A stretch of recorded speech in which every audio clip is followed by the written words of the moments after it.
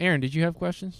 I'm really bad with questions. I thought you were going to come up with questions. This was your job. It was? Yes. Well, I asked you if we were gonna come up with questions, and you were like, "Nah, we'll just wing it. We just wing things." So I guess we're just winging it.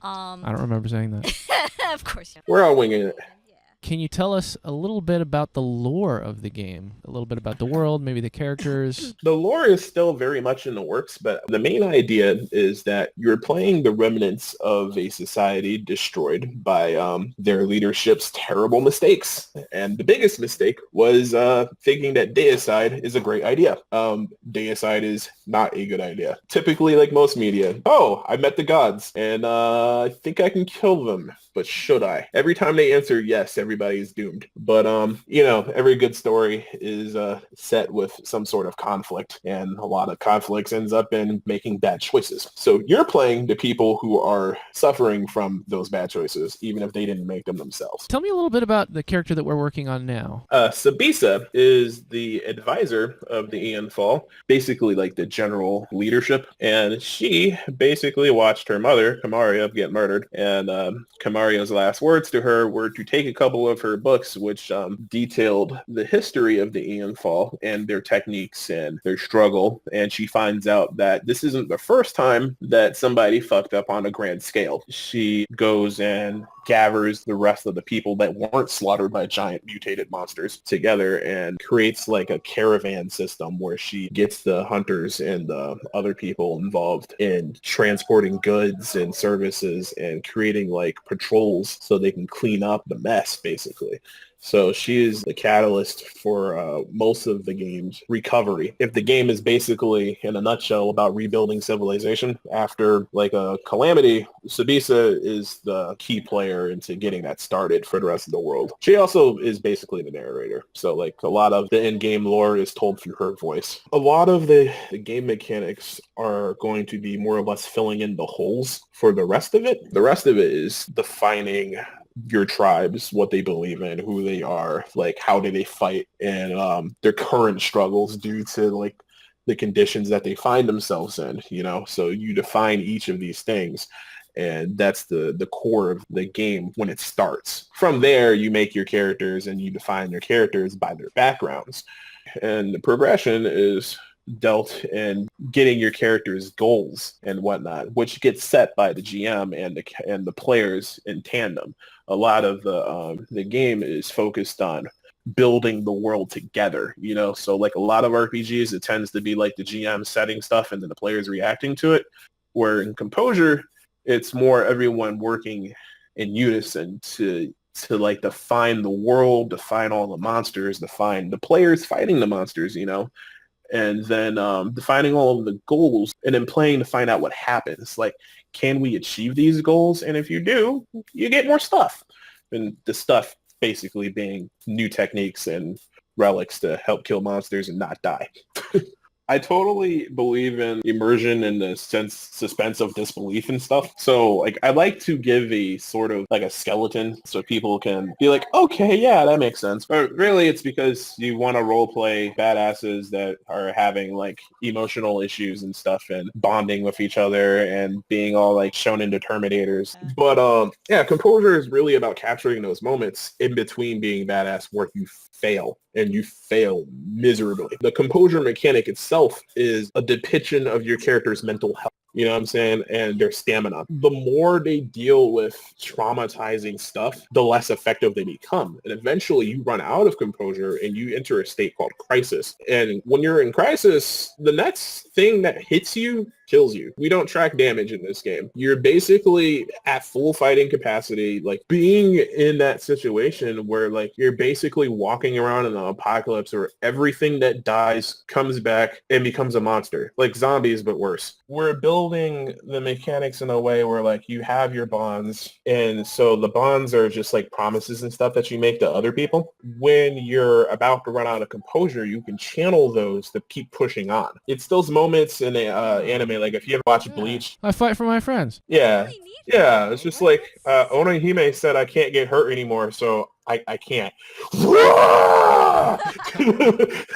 Yeah, so you get those. You get those through your bonds. you get inspirations, which allow you to like talk to your friends to go through stuff, or you have hobbies, you have your religions or whatever that allow you to recover when you're gone through these traumatizing situations, and you get your composure back through those.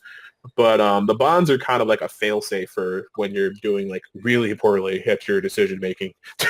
I like that. That's very analogous to like real life. It is, yeah. I was just going to say, like, as someone who has dealt with mental health issues, it rings really true for me. I work in mental health myself in real life, so I wanted to put a little bit of my personal experience into the game because people say write what you know. I know action games and depression. So I put that into a game. What made you want to put this whole thing together? Well, like I said, I played a bunch of games and I saw none of them really worked the way I wanted to. But beyond that, I know fighting games and I know depression. I know mental health issues and stuff. I work in that. I also suffer through depression. And a lot of my life, I went through a bunch of different projects and never finished anything. I really wanted to prove to myself that I could finish this. I started off with just writing down rules, and then doing a little bit of lore here and there over the last like 2 years or so. And as I kept going through it, people were like, dude, this is pretty good. And like, I'm like, nah, you're shitting me. I suck at stuff. I suck at everything. Except for Street Fighter. I will beat you in Street Fighter. But I'm better at Soul Calibur, but that's besides the point. But I really wanted to prove to myself that I could do something. And I thought that, well, I really like games. Games mean a lot to me. I feel like playing games with other people allows you to kind of like experience how they think. And you learn a lot about people when you play games with them. Like other than the mental health stuff and like just trying to challenge myself and doing something different in game design, there was something else that was really important to me about this project. And it was like a matter of diversity. I wanted a game that would be like welcoming to minority players, where like a lot of people would disagree with me in that, oh, well, you could play D&D. Like they've got a couple of black people in D&D. The thing about that is like you could play those games, right? But they're not like made for you. You know what I'm saying? So I wanted to put a piece of me into the game, and, you know, I'm a minority player. I wanted to see more positive representation of guys that look like me, because I think kids need that. Like for black people and stuff, like we don't have like positive role models in fiction. Like there's a handful of them. The thing is that I have to stretch my mind to think about it, where like if you think about like how many white people are in fiction, well, there's everything. But like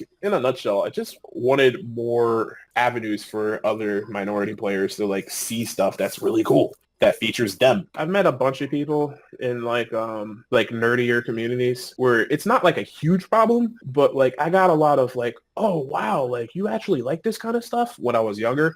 Like it's less common nowadays, but like when I was in my teens going out and like playing video games and stuff, people would look at me as an exception. I think the more examples that show that we're the same, you know, like I'm like you too, you know what I'm saying? Like there's not so much difference that's separating us, you know what I'm saying? My politics aside, you know what I'm saying? Like I would rather people like come together than not. Even though my focus is on minorities, I do not want to do that to the exclusion of other people. There's a silver lining on every cloud. So it's like even those people that disagree with me on one aspect of my stance have something else to offer. And I personally believe that even if somebody has like some sort of position that is otherwise vile, they might have something else that they can offer. And being able to see that in people, I think is something that will let us be able to like interact with each other, like, you know, peacefully at least. And maybe create more situations where we're having fun with each other, you know what I'm saying? And just living and enjoying life.